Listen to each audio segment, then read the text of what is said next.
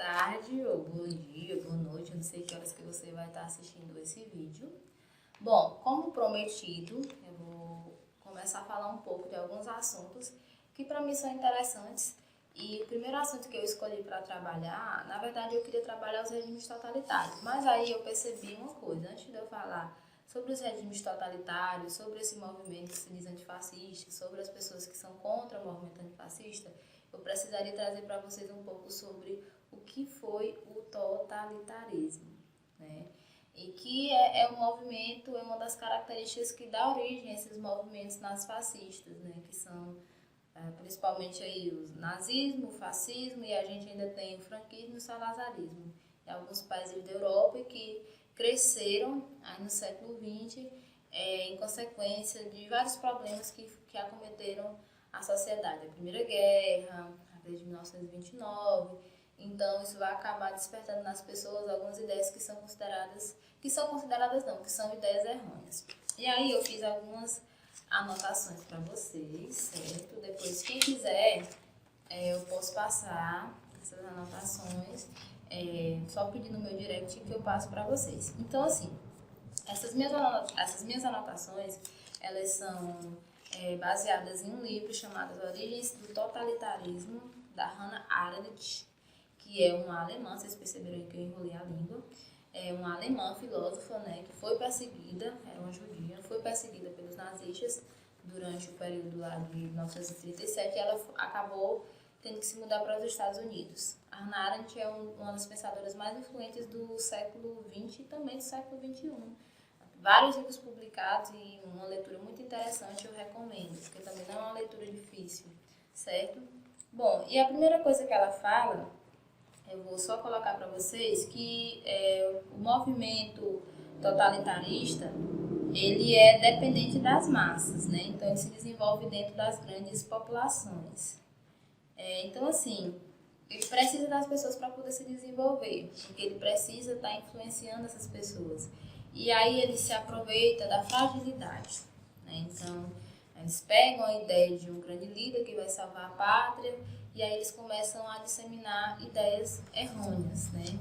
Então, foi isso que aconteceu na Itália, foi isso que aconteceu na Alemanha e é isso que acontece muitas vezes aí durante o nosso país, né?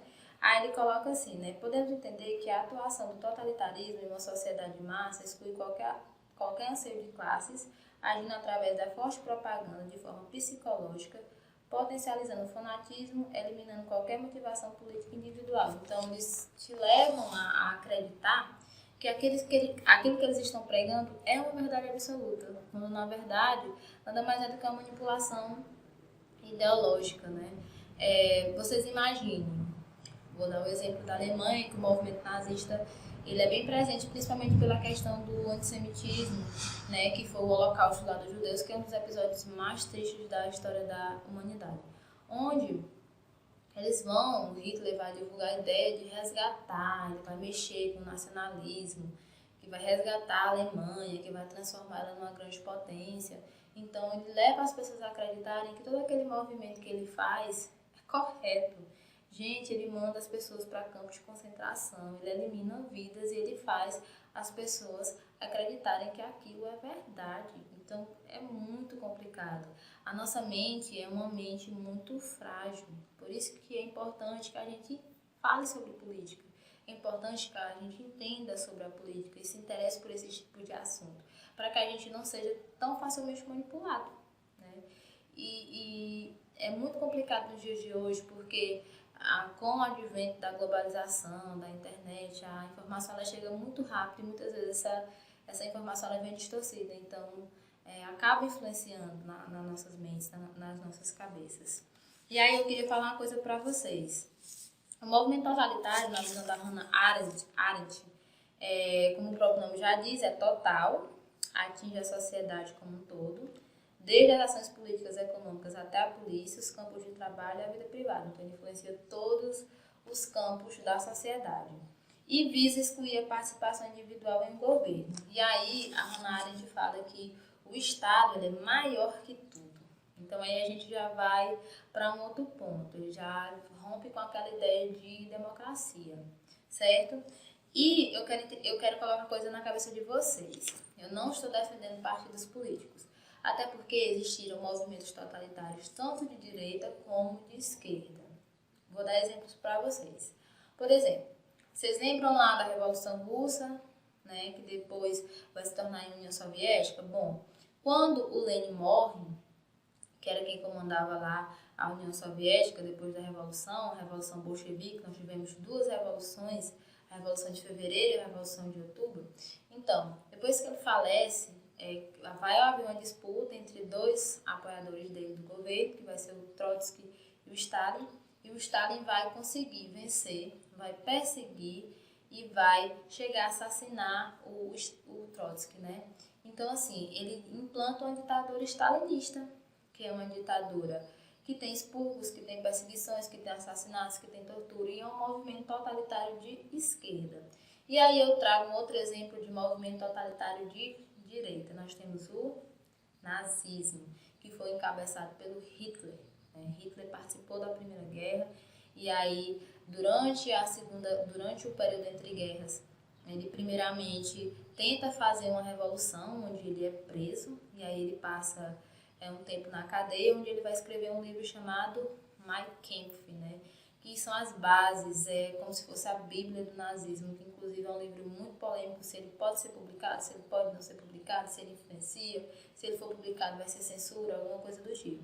Então, o movimento do Hitler na Alemanha é um movimento totalitário de direita. Então, nós temos movimentos totalitários de direita e de esquerda, que fique bem claro. E aí eu trouxe uma outra citação da Hannah Arendt, que eu botei até ela grifada de amarelo e coloquei um nomezinho importante. Ele fala assim, que para chegar ao poder, o movimento totalitário necessita convencer as massas através da propaganda, trabalhando com a ilusão de que estão vivendo em constantes ameaças. Eles usam muito a ideia do comunismo, né, principalmente durante esse advento desses regimes totalitários. A propaganda é o instrumento mais importante do mundo totalitário para enfrentar o mundo não totalitário. Gente, eles divulgam a ideia de salvador da pátria. Não existe salvador da pátria, não existe alguém que vai nos retirar das trevas, não. Nós podemos fazer isso juntos, né, através da escolha de bons governantes. Uma outra característica que eles vão também utilizar, né, eles usam muita propaganda, usam slogans, lemas. Na época do nazismo, o Hitler mesmo, aliás, muitos governos totalitários e autoritários, é importante que vocês entendam que totalitarismo é uma coisa e autoritarismo é outra, ele se utiliza muito de propaganda. O Hitler adorava tirar foto com criança, Stalin também. Também tem a questão da propaganda dos esportes, principalmente durante as Olimpíadas, o Hitler vai se utilizar. Então, eles estão em constante movimento de estar mostrando para as pessoas que eles estão correndo perigo, que eles precisam de um grupo que as salve. E, no caso, vai ser esse líder que vai dominar, vai se aproveitar da fragilidade do pensamento e até do próprio desconhecimento das pessoas. Outra coisa é a questão do fanatismo, gente. O fanatismo é uma coisa muito complicada, porque ela normaliza muita coisa, por exemplo, o uso da violência.